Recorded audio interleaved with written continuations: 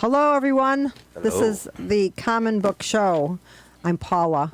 I'm here with Richard and Brian and Tony, and of course my son Tom on drums.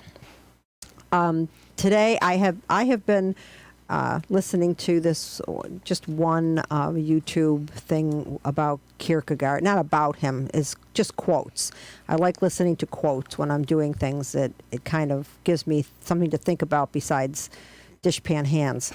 So I wrote down a whole mess of quotes from this one particular session. It's like a 25-minute recording. And so many of them are they sound modern, they sound political, and so I'm going to lead off with a couple of them and see where that goes, okay? So this one I particularly liked. People demand freedom of speech as a compensation for the freedom of thought, which they seldom use. Good one. So, I mean, does anybody have any thoughts about that? Just something that was in the New York Times today about freedom of speech. Mm-hmm. I'm going to mention this to you, and I'm going to sort of tell the way the article reported it, but I'm going to tell it backwards, okay? Okay. So the New York Times did a survey interviewing 100 people who were at political rallies. Mm-hmm. Those doing the survey were told, only go up to people that looked a certain way. Okay? Okay, that's not very then random. at the end, I'll Yeah. ask you what was the way that they looked. Okay. So they did, and they heard the following comments. I'm at this rally because I oppose LGBTQ rights. I'm at this rally because I oppose abortion access. Some of the people said, I'm at this rally because I oppose what the left calls racial justice. And some people said, I'm at this rally because I agree that the 2020 election was stolen from Trump. Okay? Mm-hmm. What do you suppose all the people who were interviewed had in common as to the way they looked? Well, there is a look to the Trump supporter, that kind of, and I mean, I'm not really saying, when you look at the rallies, you see a lot of people who look like they are not educated and who look like they are ruffians and who wear MAGA. I mean, there's people, they wear MAGA hats. They have Trump signs. They have Stop the Steal T-shirts. But they also have a certain kind of look that would lead one to believe they are followers of Trump. But with that being said, I saw a great big truck the other day, which I would have assumed was a Trump supporter because a lot of trucks have Trump stuff on it. But this one just had a Buffalo Bills sign and a picture make this big of Trump in a diaper. So I mean, you can't make... It was no words, it was just image. Just Trump in a diaper. Nice. Yeah. Says everything. Yeah, so you can't really judge a truck by its cover. No. You can't. Shh. I planted that guy in Durville to get information. You'll blow his cover. So would you like to know what all those comments came from people, what it was that made the survey people go up to them? Go ahead. Because they were at rallies and they were carrying guns. They were carrying guns. So the article in the Times is this hurting freedom of speech? Like, are you going to be afraid to talk? Yes. There's a guy standing next to you. Yes. Who is? Where were these rallies? Because I mean, you can't open carry like that everywhere. Well, it's obviously There's a lot of states you can. It's in the states where you can. Yeah. Holy Great crap! Texas. I mean, do you think it's hurting our political Definitely. dialogue? Definitely. People are going to be afraid to speak up if you're at, let's say you're at a right to life. No, let's say you're at an abortion rights rally. Yeah. But there's a person standing next to you with a gun. With a gun. And slogans on their hat, protect the unborn and something. Yeah. Is that going to intimidate you? Yes. Of course. It's going to intimidate anyone. A gun? Because to them, I know the Second Amendment rights people that support the Second Amendment vociferously.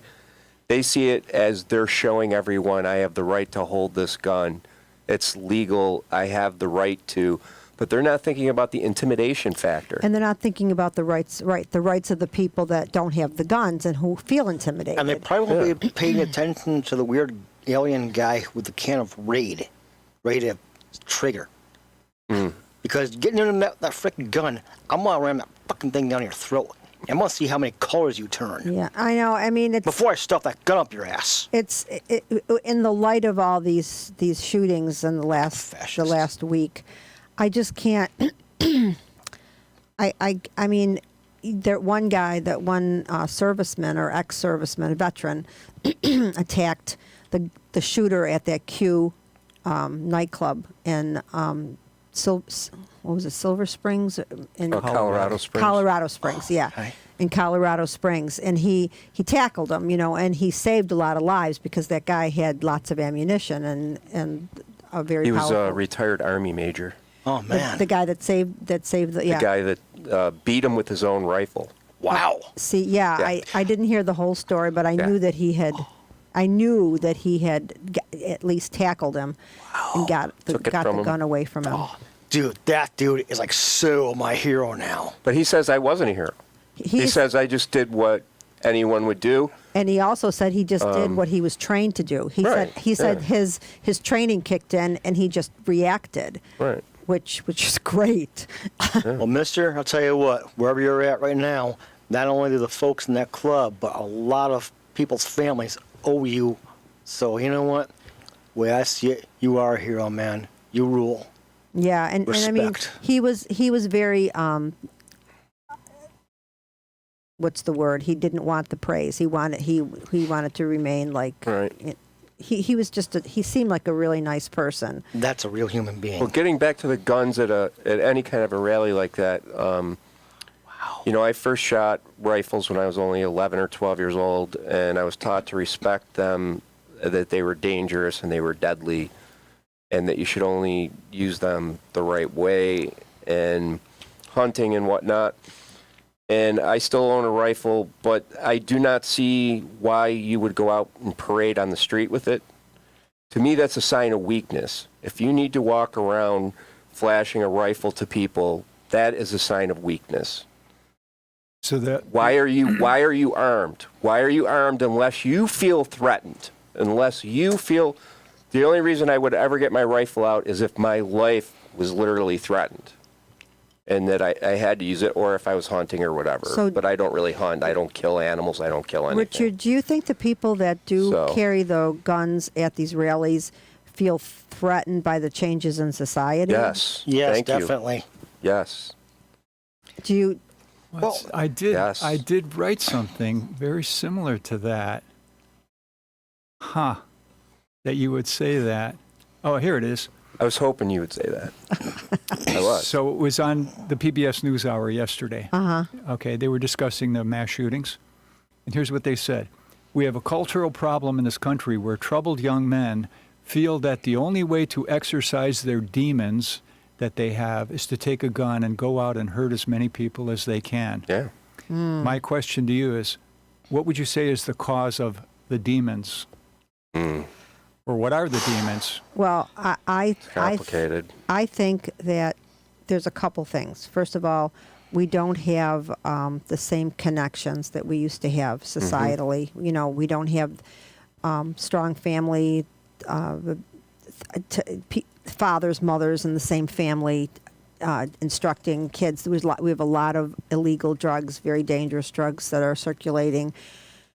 And we have all this concentration on social media, and so there's nothing to belong to. And so I had read someplace or heard somewhere that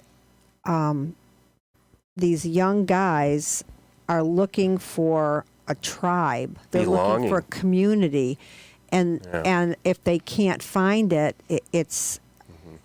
there's a disconnect. We need, as we've talked about so many times on this show, we need community. And for these kids, these guys, they're troubled, and they're getting made fun of at school or work or whatever's happening, and they don't have that connection, they don't have a reason not to do something stupid like that. I mean, Brian said he was reading a book about what's troubling men and boys.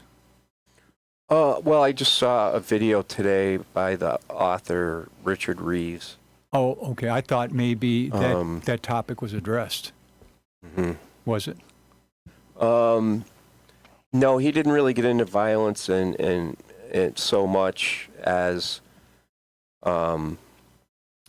that he was talking a lot about how men were kind of adrift and boys that they were far more likely to get into drugs and get addicted to drugs and commit suicide. Men, especially, and actually middle-aged men in their 40s and 50s are 3 times more likely to commit suicide than women are. wow, that's an interesting statistic. I never 3 times. Yeah. Because Wow. he said the income of men in that age range is no better than it was in 1979. In fact, it might even be slightly worse. So their economic, their job prospects often aren't good. Their social network probably isn't really good either. They've, lost touch with, maybe they're divorced, so they've lost touch with some of their families. They're angry.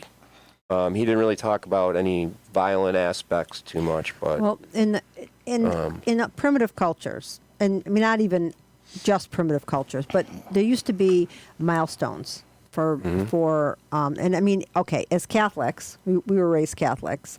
There were milestones. You made your confirmation. You were old enough to understand what you were saying. You still were pretty young, but you were confirmed, and you entered the level of adult believer, right? Instead of just as a child.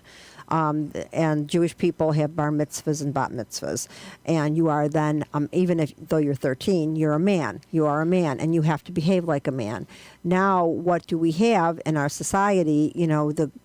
Justin Bieber.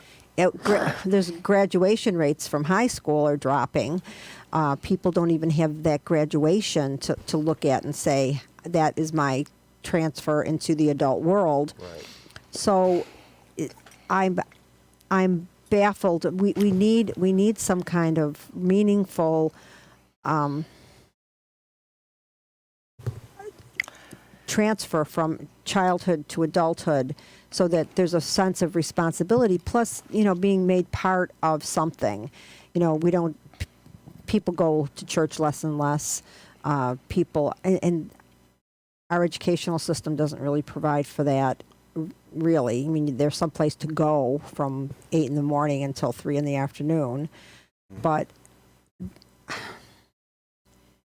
I'm just surprised about that suicide thing, because I always thought it was women who were more likely to commit suicide. Well, I've been hearing that for like longer than the last 5 years, that the suicide rate for middle-aged men in particular is number 1 in the U.S. Wow, that's pretty amazing. It's very, very common.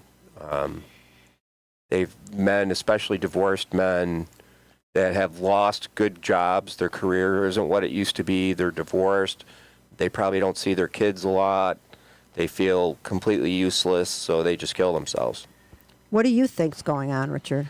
I'm always like you, Brian. I'm always speculating. Whenever I hear suicide statistics, what's the deeper meaning behind it? Mm-hmm. Yeah, there's loss of meaning. I mean, yeah. So if that's the effect of suicide, what's the cause? Well, he was saying a lot of terms. it's economics, because he said he compared the figures to suicide rates in Europe, for instance, which he said are still high for men, but not nearly as high as the U.S. Mm-hmm.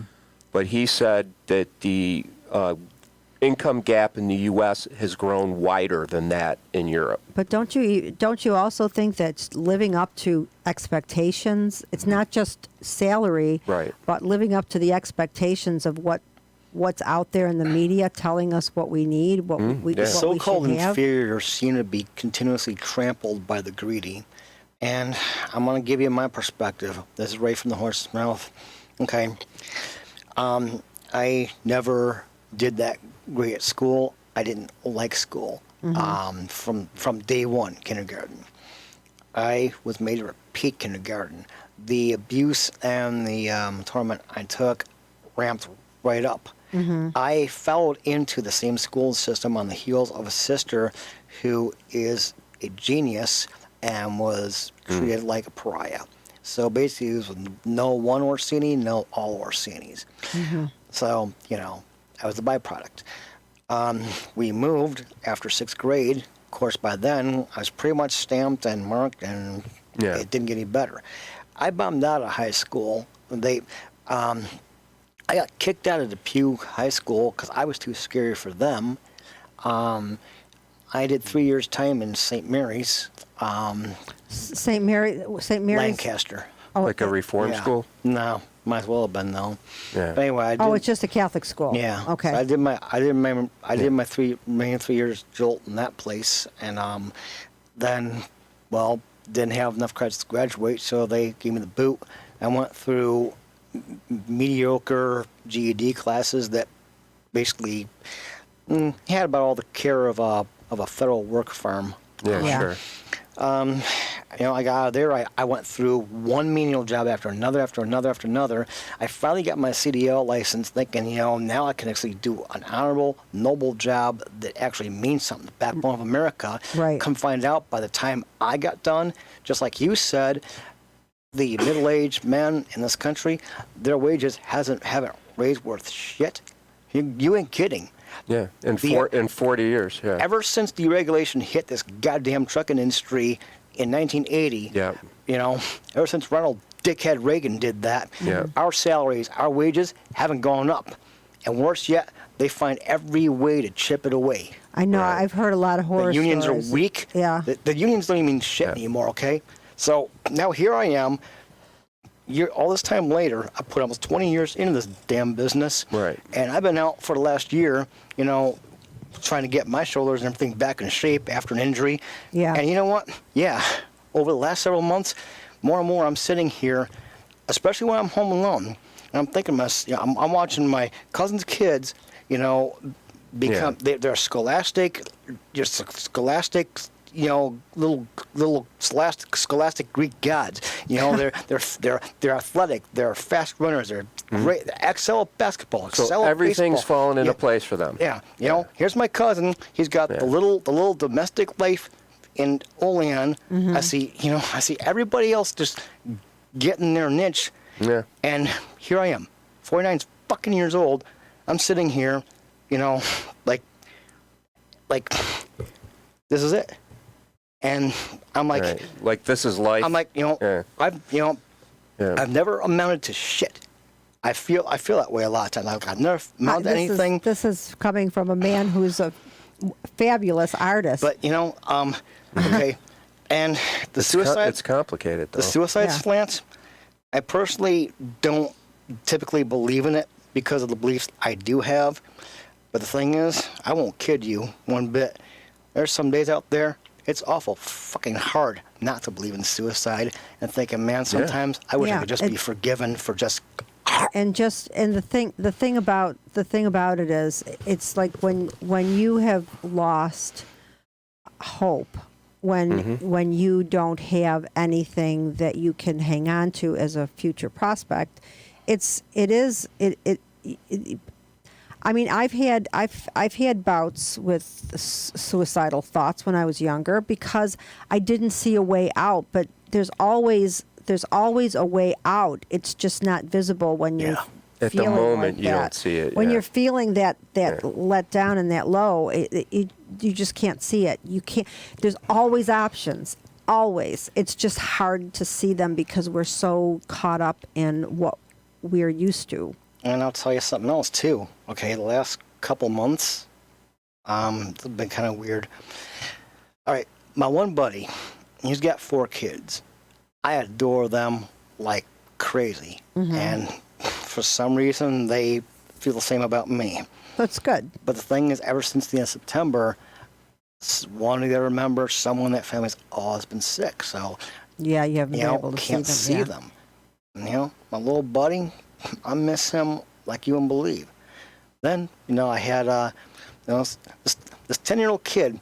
Him and his grandparents used to come to Perkins like every Friday night. Yeah. And the kid got into all the artwork and everything, and it's like, I had I was like a little student and everything, and I mean, the kid just wants some attention from somebody who treat him decent. Yeah. And you see yourself in that kid. And I mean, believe it or That's not, what happens. I even had servers coming up to me telling me how much that kid's changed for the better since, That's nice. And I never really intended that. I'm thinking, okay, well, cool, The thing is, though, I haven't seen that kid now for over a month. I don't know where he's going. I'm hoping he's okay. I don't know what's going on or nothing. But But even if you never see him again, you had an effect on his life. Yeah. You know what? There's people that come into our lives, even if temporarily, and they make you see things differently, or they make you see yourself in a different way. And I know you miss him because you liked talking to him, and you. And I started feeling like, this is why I'm here. This is why I'm still here. This is why I didn't, walk to the end of a rope or something. Because, these kids, it's these kids that seem to really appreciate me, but now I don't see them no more. Well, because they can sense that you're a sincere guy. The kids know. When kids don't like you, there's a reason. Yeah, kids and dogs. Kids have the sense of who's bullshitting and who's not. I don't understand how, but kids and dogs have a serious BS detector. Okay. Oh yeah. But I mean, not seeing them around, honestly, that emptiness. I feel freaking empty. Yeah. Right. I mean, I feel like a huge chunk of maybe what I was here for is gone. now that the pandemic is over, maybe you can start seeing your friend and his kids again. And I mean, you're having an effect. You're having an effect on people because you care. So I wouldn't go there. Please don't do that. No. Like I said, I don't believe in it. Yeah. I just said some days it's hard not to believe in it. I know it is. But don't mean Or hard I'm not ever to gonna, think about it. Yeah. Yeah. It's hard when you're overwhelmed. That's why when I was taking care of my mom, it was very difficult for me to think about. I couldn't see any way out, and I couldn't see any options. So that I was very depressed. But I would go away for a couple days by myself to someplace isolated. And that would help a lot. It's just getting away from her and away from that. But it's hard to get past your own preconceptions about what your life is going to be or supposed to be. So I don't know. We got really off track on that. So one. I think it's all about. And James wasn't even freedom of here. speech. No, it all goes back to what you were talking about, Paula, about community and connection. Like you feeling he's the bringing it connection back with the around. boy, feeling the connection with that boy who appreciated you appreciated him.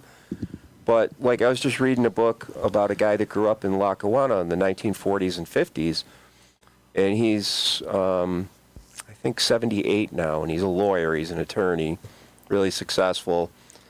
And he grew up in the Catholic world, too. He went to Our Lady of Victory Basilica. He lived 2 blocks away. Everybody in the neighborhood was Catholic. But anyway, he said in the 1950, everybody didn't have televisions yet, even. Yep. And he said you could go out on the street. Everybody was outside, like when the weather was halfway decent. All the neighbors would be walking the street in Lackawanna. Everyone knew everyone. Everyone talked to everyone almost every day. Lovejoy, too. And now with the technology, first we had TV, then it was computers. Now it's like ubiquitous through cell phones and everything. And we're going through these machines and these devices, but like I can go out on the street and I might see in Lackawanna now, I could walk around for an hour and might see 2 people. He said like on a nice day in the summer, you'd run into dozens and dozens of people and they'd all talk to you. They'd ask you how you're doing. They knew things about you. How's school? How's your football? How's this? How's your mom doing? Like there was that constant community. So Richard, And do you think that, okay, there's 2 options here. Do you think that technology takes up so much of our time that we don't have time to do that anymore? Or do you think that we are just too much more busy than we were back then? And and it just doesn't happen anymore because I remember Lovejoy. If I went 10 blocks away from my house when I was a kid, people knew me because they knew my parents because we went to the same church, right? So there was a community, and they would. If something would have happened, if some man would have driven up in his car and tried to pull me in the car, there were people there that knew who I was, and they, so that is something that I do remember that. Do you remember that in Kaisertown? I remember it. Not exactly like the 40s and 50s, but when I was a little kid, the streets were filled with kids. Now I could drive around in the suburbs. Like I used to drive around in Williamsville on a summer day and never see a kid playing outside, and I'd be like, it'd be like the movie, like the Stepford Wives or some weird movie, and I'd be like, where are the children?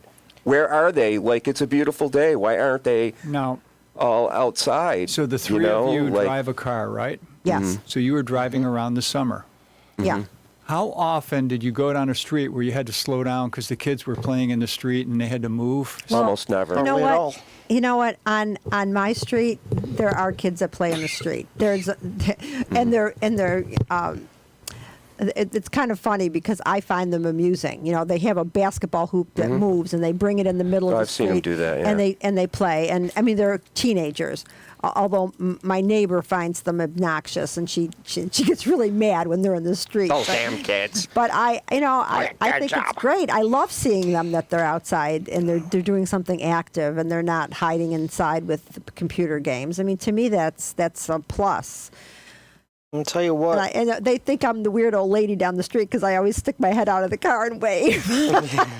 I think you're awesome. I'll tell you what. I go for my evening walk probably at least 5 nights a week. Good for you. Okay? But you know what? Do you know, nice weather, cool weather, fair weather, do you know how many people I typically see out on their front porch? Almost none. Right. Oh, I know. We sit Almost on. none. Richard, do you still go for your night walks? No. Why?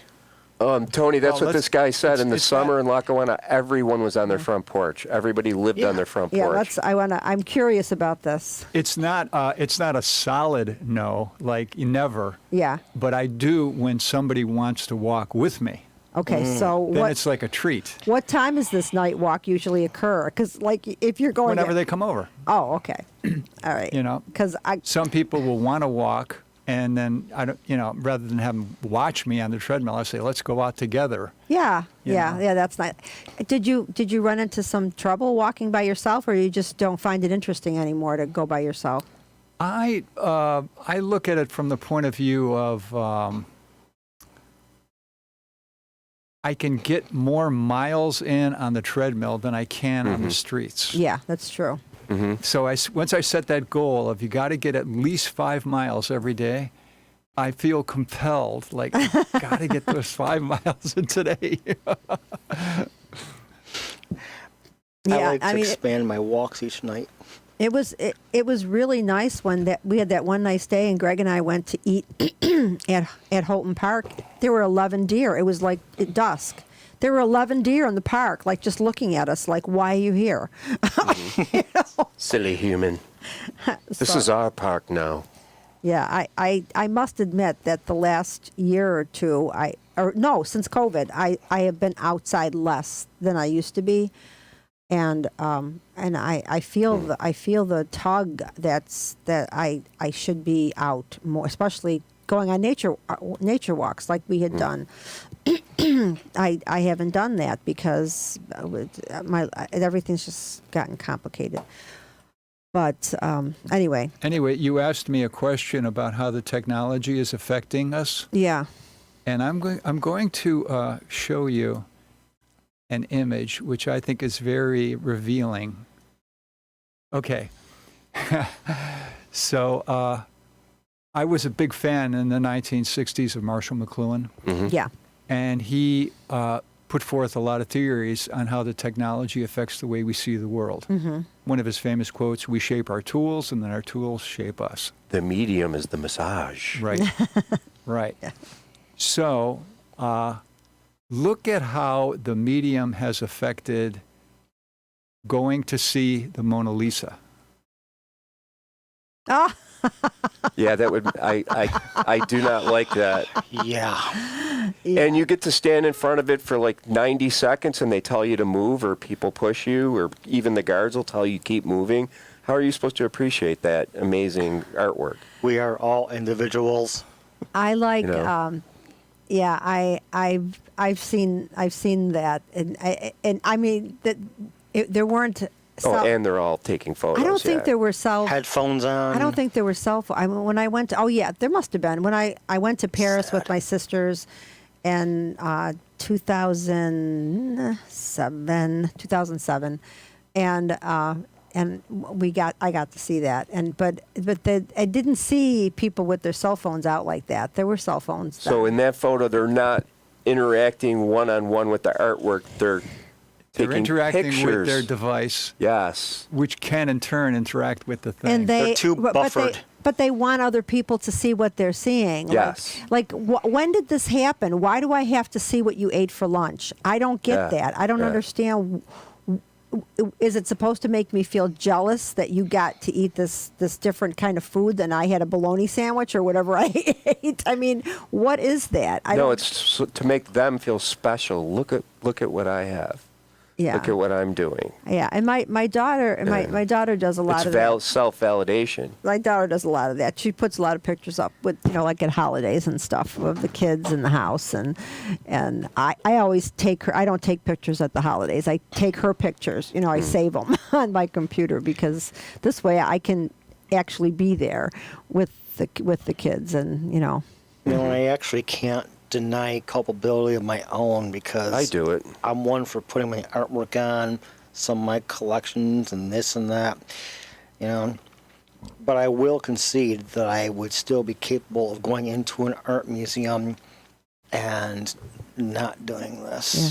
Well, lately, Greg has been, when we go out someplace, Greg will, if I have my cell phone, because, just for safety's sake, we have something to use in case there's an emergency, he'll leave his cell phone home. So I do that too. He's been trying to do that more and more. And, and part of me wouldn't mind reconnecting with the landline and stop, because this thing is aggravating. Although there are things about it, like directions sometimes when I really need a last minute. Yeah. Or if you're stranded in your car. Yeah, your car breaks down. It's wonderful. But people expect to be able to get a hold of you at any moment in time. Yes. And I would say to resent people, that. I worked with these people in their 20s a few years ago, and I'd say, when I was your age, say when I was in high school, I would have a day off from school or work or whatever, because I did work in high school too. And I would just go off traipsing in the park, wherever, the art museum, wherever I was going. And then I'd get home, dinner time, the phone would ring, and my friends would go, "Where were you today?" And I'd say, "Oh, I was out." It was just, I was out. And then they'd say, "Well, let's get together." And, I was explaining to them, if Friday night or Saturday night, you and your friends wanted to get together, you would plan it a couple days in advance so that you all, because you didn't have the cell phone to be able to get people, but you would make plans, actual plans, and then follow through on them. If your friends were good friends, they always showed up. But you could go out for the whole day and nobody could call you. Nobody knew where you were. And nobody I love could bother that. you. Now it's like having Yeah. a damn ankle monitor. Right. Yeah, and I've had Right now, people. see this? I've had people go, "Where have you been? What were you Well, doing? I have friends- This I've been guy trying to sent call me- you for 2 hours. Where were you?" This guy's been sending me Well- friggin' posts for the last 2 hours. Yeah. Right. I know. And the thing is, that is the reason I held out as long as I did. The only reason I ended up getting a cell phone, there were two reasons. One was when I was at work, when I worked at State Insurance Fund, I didn't answer my own phone. Somebody else answered my phone, and I didn't want my mother to be calling, because she will call Right. for any reason, and disturbing them. So I got a cell phone so she could call me at my desk. And also because when I was out with Greg, we were at some kind of street festival. My daughter was in a car accident, and nobody could reach me. They left multiple messages on my home phone because I didn't have a cell phone. Right. And then I felt really guilty that I was not Right. available to go to the hospital, because she had been rushed to the hospital, And so between those two things, Yeah, that's traumatic. because I felt really guilty. Like there's like all these messages when I got home. It's like, where are you? You know, like I'm out. I mean, that's what people do. They go out and then they get their messages when they get home. But not anymore. We're all expected to be on call. Well, I'll tell you. Okay. In addition to my evening walks, I follow that up. I go down to Perkins. I have my coffee, my decaf. I sit there for a while, a few hours, talk to people, and I work on the book. I don't expect to be bothered. I don't expect to be answering everybody's goddamn texts. They're fucking PMs. They're messages. They're phone calls, okay? But every time I'm there, that's when everybody decides, oh, we got to bother him. Well, okay. Last night I was out. I took my walk. I was at Perkins. First time in almost 2 weeks because I'd been sick. Yeah. So I had a lot of stuff to get done. Okay? Sure enough, everyone, message, PM, call. Can you put it in your pocket or just turn it off? Here's part of the problem, okay? I am very OCD, and it's like, and I get that directly from my dad. I know. Have to, you know, it'll drive you nuts if you know. Yeah. See, I do turn mine off. Well, I finally flipped the Christ out on someone. I'm sitting there, I just put the pen back down, and the phone starts ringing, and I didn't even look. I just put it up to my ear. I'm like, you know what? Thank you very goddamn fucking much for calling me after 2 fucking weeks. I get out here, finally get to do some fucking artwork, have my goddamn fucking coffee, and now you gotta bug me. So what's all my goddamn fucking important that you gotta interrupt my goddamn coffee and my fucking book? And then my friend on the end's like, well, you sound a little irritated. Well, no shit, hey? A little It's been 2 irritated. goddamn weeks for I been able to do anything. Tony. And guess what? Now you got to call me. No, but Tony, the thing is, you got to realize he didn't know what you were doing. I know that. And the other thing is, you have the power to just turn off your phone and let it just whoever's going to leave a message. You can look at the messages when you're done. Don't let yourself get caught up in that because obviously it upset you. Well, not really. I think I was just temporarily piqued. Yeah. No, it's just that it happens every time. And after, like I said, almost 2 weeks of not even have the energy to do this. Yes, I know. It's like, and then on top of that, they sat some redneck family right at the next booth, hagging, coughing, wheezing, gagging. No one covers their mouth, no nothing. It's like, you know, okay, I got to answer everybody's damn messages, everybody's phone calls. I can't do what I want to do. And now it's a shame what you see next booth over when you don't have a can of gasoline and a fucking match. But you shouldn't let that. You know, you could have gotten and. Are we on the air? Yeah, you could have gotten Yes. up and moved. You know, you could have moved. I know. But you. But I was there first, But damn it. you wanted to get aggravated. Okay. All right. So I'm gonna go back into this with one of the quotes that I really like this one. Hit me because with some Kierkegaard. This is okay. So he tells a story. Kierkegaard tells a story. A fire broke out backstage in a theater. The clown came out to warn the public. They thought it was a joke and applauded. He repeated it. The acclaim was even greater.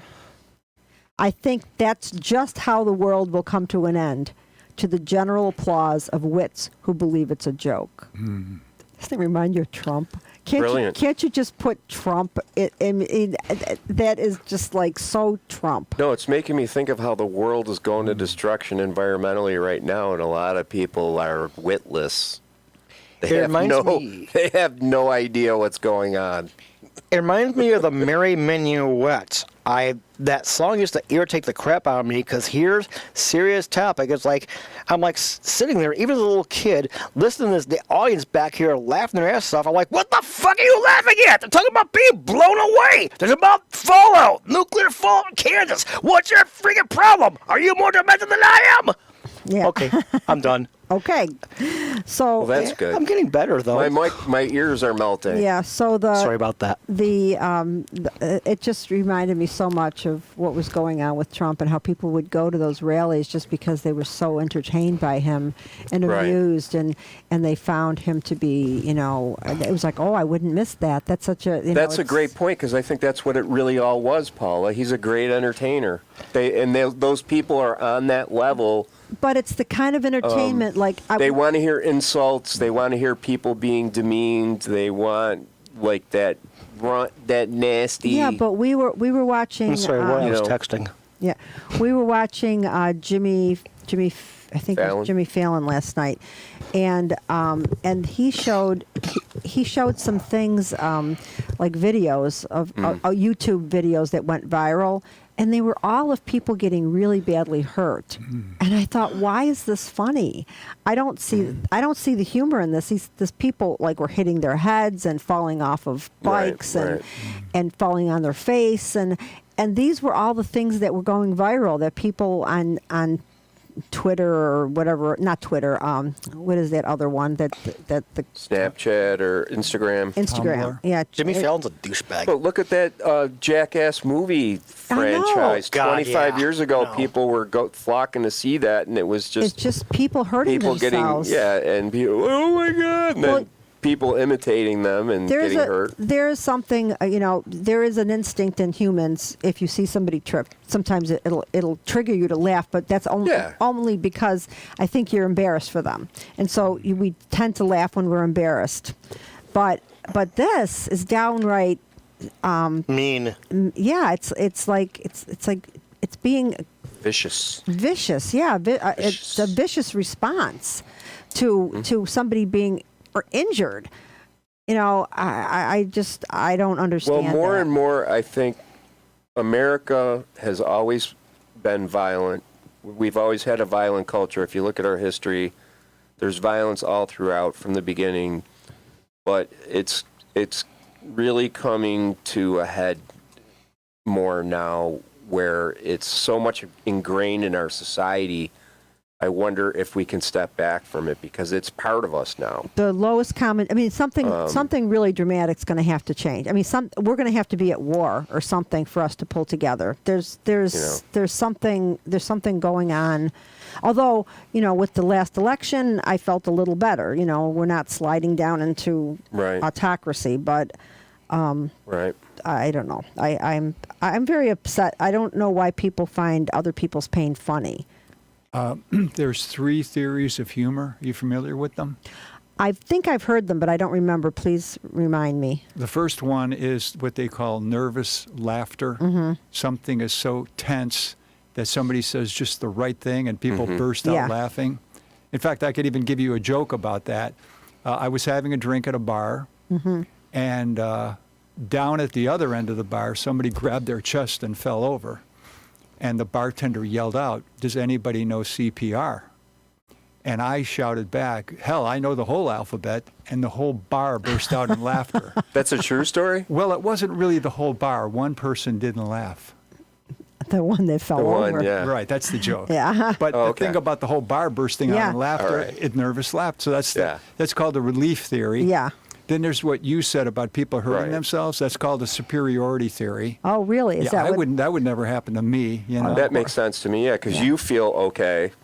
So, Yeah. And then there's the incongruous theory where, like a big, heavy, fat person puts on a tiny hat. Yeah. So it's incongruous. Yeah.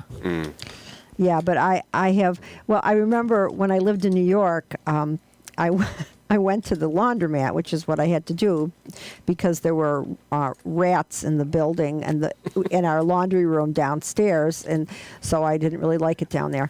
And so I used to go to the laundromat, and it was owned by a couple that was from China, and the woman spoke very little English, but she spoke enough to get by, and So I put my money in the change machine, and it took my money, and it didn't give me the quarters.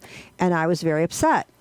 And I said to her, it took my $5, but I got no quarters. And she started to laugh. Well, the reason she started to laugh is because, and it turns out it's a cultural thing, when people from China, she was embarrassed. she was uncomfortable, so she started to laugh because she didn't know what to do or how to fix the situation. Yeah, maybe she felt that it was her losing face because the machine didn't work. But but with me, I didn't understand that at the time. I was like in my early 20s, and I was getting madder Like, and you madder. evil Like, biatch. why are you laughing? I said, I have to go home now and get other money because I don't have more money to put in the machine. And she kept laughing. I've And had something like that happen to me, kind of. And I was like mortified. And then somebody, I don't know, know how I found out, but later on I told them the story and they told me what was going on. Yeah. But yeah, there's a lot of reasons why people laugh that it doesn't really suit the situation. It doesn't seem to, at least. And it's Yeah. our perceptions that Yeah. are.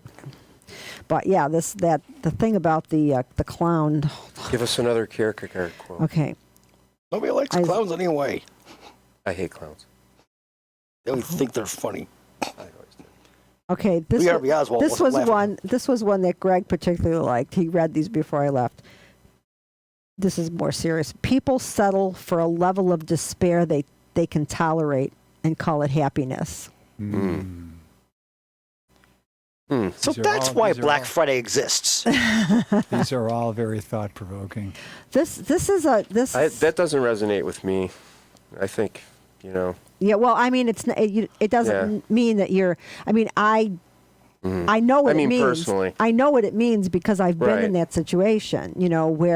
Where you put on a happy face and you go on with existence, but you're not doing Yeah, I what get will it, make but you happy. So Yeah, often you'll ask somebody how things are going. They'll say, I can't complain, meaning my life is at a level of despair I can tolerate. I can't Yes. complain. I always used to freak people out when I was younger because people would come up to me, and it kind of reminds me of George Carlin, because it was even before I saw George Carlin. People in high school would even say to me, "How you doing today?" And if I felt shitty, I would say, "Shitty," and people would be shocked, yeah, they're like, not because used you're to not that. supposed to say that. Like I would say, "Oh, I'm feeling really shitty. Actually, I don't feel good," and because you're just supposed to say, "Oh, I'm good. I'm great." That's what everybody does, even when they're hurting really bad. Oh, I'm wonderful. How are you? Yeah, yeah. But it's just putting on. And that people face. would literally go, they would not even know what to say. And I would kind of just chuckle and walk away, and then people would stop asking me. The rare occasions You where I know. actually, said something less than, "Oh, I'm just hunky dory," I notice that people won't say anything. Yeah, they won't Right. follow up. Yeah, you're Yeah. right. And at that point, I Yeah. feel like following up to their non-following up by going, "You strike me as a very callous, cold, insensitive person. I like to rip your throat open and play around with your blood." Yeah. Well, that's that. Thank you for that. And that would be when you're in a good mood. It was all fun and Yeah. games till the little anonymous man in the Volkswagen Beetle showed up. Yeah. All right. So Ted, just admit it. So this is Okay. just one. This is one that we can discuss because Okay. I had to think about this one for a while and it okay. Which is more difficult, to awaken one who sleeps or to awaken one who awake dreams that he is awake? Oh. People who are under delusional ideas about. Right. It's like, and he had said also that it says, I opened my eyes and saw the real world and I began to laugh and I haven't stopped since. I would love to have been able to take a visit to his brain. Mm. I became insane, waking to intervals of horrible sanity. Actually, that reminds me of some Buddhist material, or Zen rather. Zen masters say when you truly reach enlightenment, everything's hilarious. That just made me think of what Kierkegaard said. Maybe he was kind of enlightened. And so it's just been a really, I keep listening to this thing over and over again because I was hoping I'd remember some. Instead, I had to write them down because I'm not that. But then I looked at that thing and that face, that animated face. It looked like it was coming on to me, and I'm like, Paula what? was getting excited going, oh, No, I'm Kierkegaard. thinking, I why? think you have a complex going there. I'm thinking, why on earth would they program this face to be flirtatious? Yeah, I see what you mean. To me, it was like I would think it would be a deep thinking, like a not a scowl so much, but it wouldn't be batting eyes and. So do you think it was the people that made that image Whoever- really loved Kierkegaard and they thought he was had a sense of humor, maybe. No, I think that what they did was I think that they just said let's just mess around with these people. Let's mess around with Let's people. I guess, unless I'm just imagining things. Yeah, it's possible. I didn't see anything. I know you Because did philosophy you're a is guy, usually so and dry I knew and that, serious, yeah. and I you do know, have a woman altar living inside of me. She would have seen it. So the woman on your T-shirt. No, that's. Are her Wait, nipples actually covered? I've been very upset since I've been sitting here. Are those covered? no, Please. they're not. Tony. Okay, so I've never. Believe me, There's he only two- wishes he could see you. there's two religious ones here that I thought. First of all, I like the way he's religious. He's religious in that he believes he has faith in a God, except he has no faith in religion. So I like that. So he is. He believes in the tenets of what's written that Christ said in the Bible. Mm-hmm. But when he was 42 years old, when he was dying, he refused to have the last sacrament, and he said that the church is corrupt, and I don't believe in that. So I mean, he's just. But he says here the Bible is very easy to understand. But we Christians are a bunch of scheming swindlers. We pretend to be unable to understand it because we know very well that the minute we understand, we are obliged to act accordingly. Bingo. That was good. And so, and then another one along the same lines. The self-assured believer is a greater sinner in the eyes of God than the troubled disbeliever. And I've always said that when I was more on the God side, Or on God's good side. No, I'm just I've kidding. taken it to the other side now. But when I was more on the God side, I thought, why would God give us a brain if He didn't want us to use it? What would the point be? Thank you. Yeah. If all we were supposed to do is have blind faith, why give us a brain? That makes no sense. Anyway, okay, so I'm going to be done with this. Tell me, Richard, you mentioned a couple things on your list, but what else do you have on your list? That we can... I'm always sending correspondence out to people and asking for their opinions on things. Uh-huh. So I sent this 1-minute video clip out to people, and I said, is this a woman being oppressed or a woman being admired? Okay. Okay? So Okay. Interesting. give me your opinion on this. Oh, there's a machine. I'm gonna get cash out. I'll be right back.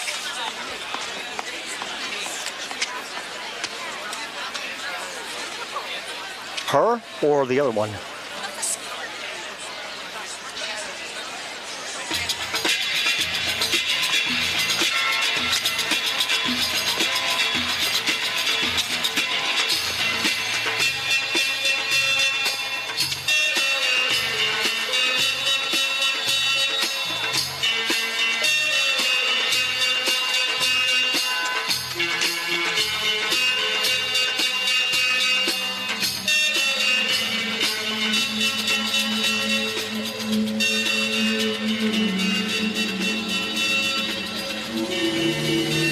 Come on, there's a couple more stores I want to hit. Yeah, first of all, What are your thoughts on that? Is that oppression or admiration? Well, unfortunately, in a sense, I already kind of know where that place is because I know in Rome, for instance, they've had massive, massive problems where up till recently, men thought it was okay to even fondle and grab strange women on the street. This was pretty much common practice. Women walking the streets alone by Yeah, themselves, that's it. grab their ass, grab whatever, their breasts, whatever. I mean, and holler and whistle. And now they've actually enacted more strict laws, and they're actually arresting guys for doing this in the last 5 years or so in Rome because it got like really bad. And so I guess from a woman's perspective, she's being oppressed, yes. That's my point. It's looking a form of oppression. Just looking, no, but they were kind of ganging up on her. But yeah, they're all surrounding her, and Yeah, you can look, and I mean, I'll even when I see somebody dressed provocatively, elbow Greg and say, look, don't miss Yeah. this, quick. Are you serious? Oh, yeah. I've never had a female companion Oh, yeah. do that. They'd get really angry if I No, I looked. mean, I'm like, Are you men kidding? are going to look. No, I think it's interesting. Heterosexual men will look at women no matter what. You can. Me and Becca will be walking You along know. somewhere on summer day or something. And she'll be like, "Oh my God, honey, look at that. Oh, let's go. Check Let's this go. chick Let's go out, have a threesome with her."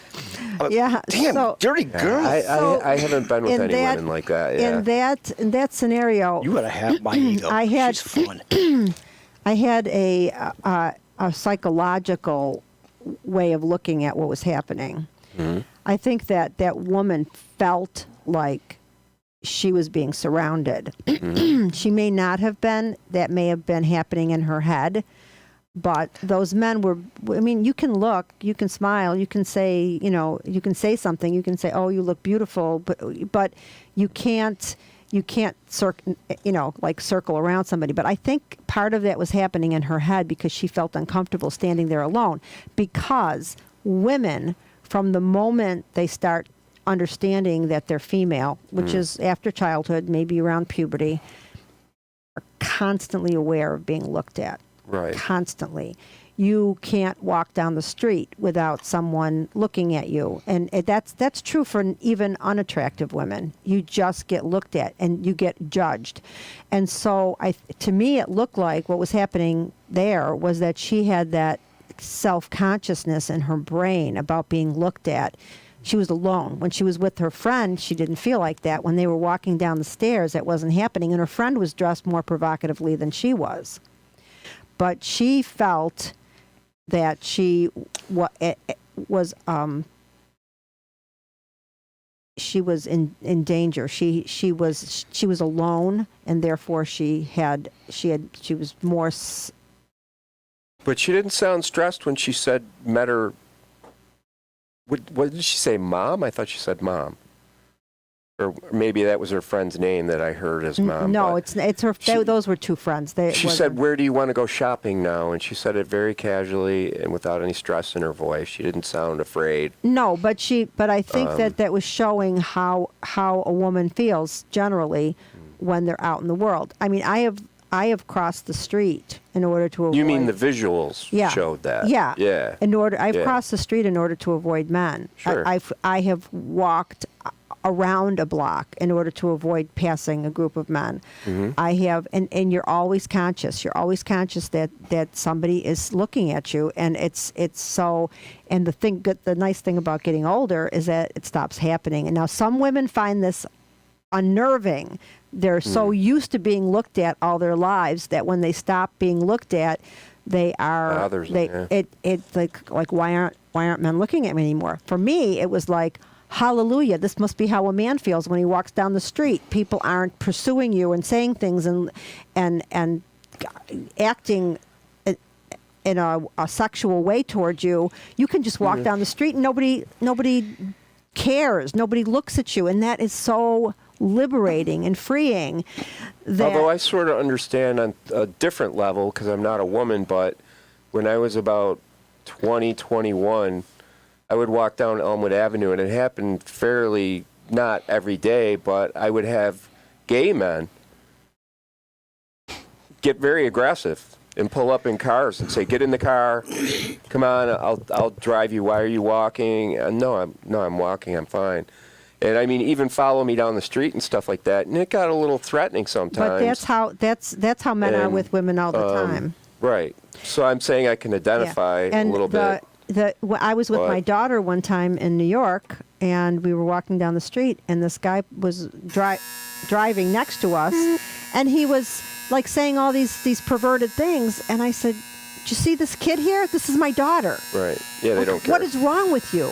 And my daughter, of course, gets embarrassed. Bye.